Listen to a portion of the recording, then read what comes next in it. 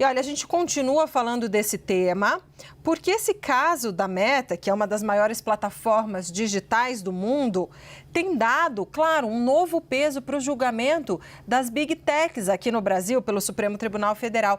Luísa Martins tem apuração desse assunto. O tema por si só já é muito polêmico. Acaba de ser adicionada mais uma camada nessa história toda, né, Luísa? Bem-vinda de volta.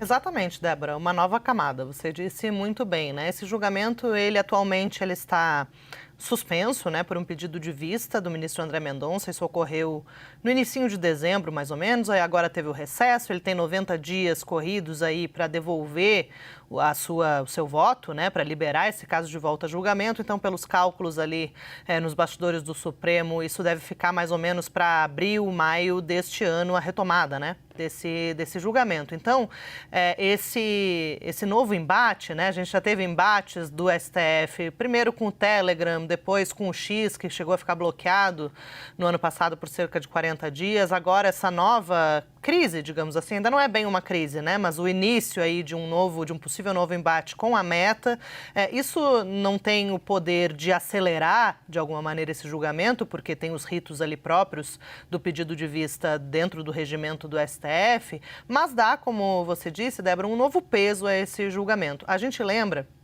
que esse caso, ele discute em que medida as plataformas digitais podem ser responsabilizadas por conteúdos publicados por seus usuários, ou seja, por terceiros.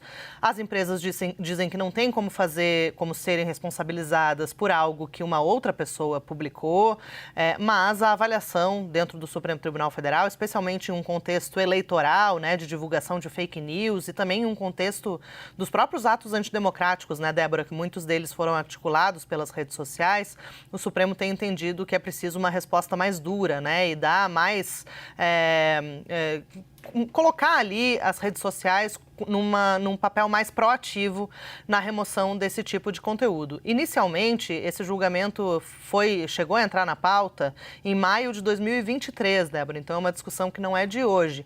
Mas, na época, o ministro Dias Toffoli, relator de uma das investigações, disse, não, vamos tirar isso de pauta, vamos dar espaço para o Congresso agir, tem o PL das fake news, vamos ver se havia um consenso até dentro do Supremo de que a arena política era melhor do que a jurídica para decidir sobre essas questões envolvendo fake news. E agora, aí o Congresso agiu? O Congresso não agiu, o Congresso não criou um grupo de trabalho, não avançou muito nem nesse grupo de trabalho, quanto menos para avançar na própria votação a respeito do PL das fake news, isso não aconteceu.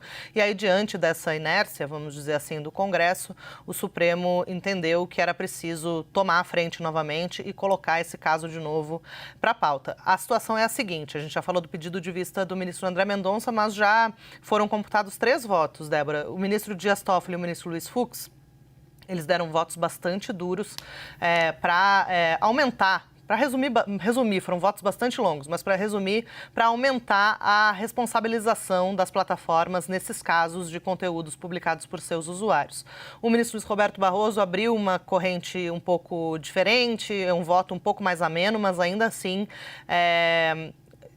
colocando ali a importância, né, de se discutir esse tema e de não deixar com que a internet vire uma terra sem lei, como costuma dizer, inclusive, o ministro Alexandre de Moraes. Então, houve esses 3 votos, o ministro André Mendonça pediu vista, quando esse julgamento for retomado, volta com o voto do ministro André e depois ainda faltam todos os demais, mas há uma tendência, de fato, de que o Supremo decida na linha de realmente aumentar as hipóteses em que as plataformas digitais devem ser responsabilizadas por conteúdos publicados pelos seus usuários.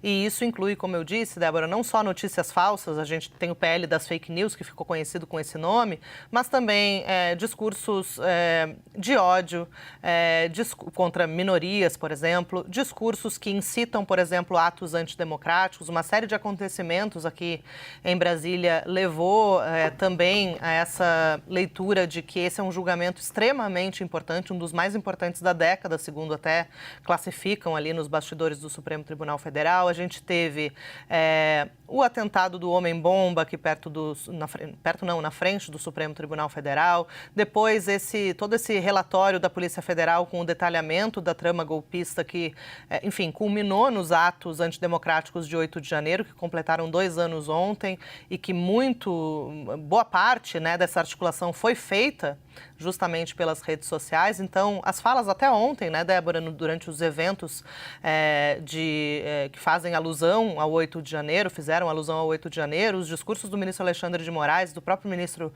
Edson Fachin, foram bastante severos no sentido de dar uma resposta, né, e colocar ali para as redes sociais parâmetros mais rígidos de controle desse tipo de conteúdo. Então, é um julgamento que deve ser concluído ainda em 2025, porque o ministro Luiz Roberto Barroso entrega o cargo em setembro e ele quer ver concluído esse caso antes dele deixar a presidência da Corte.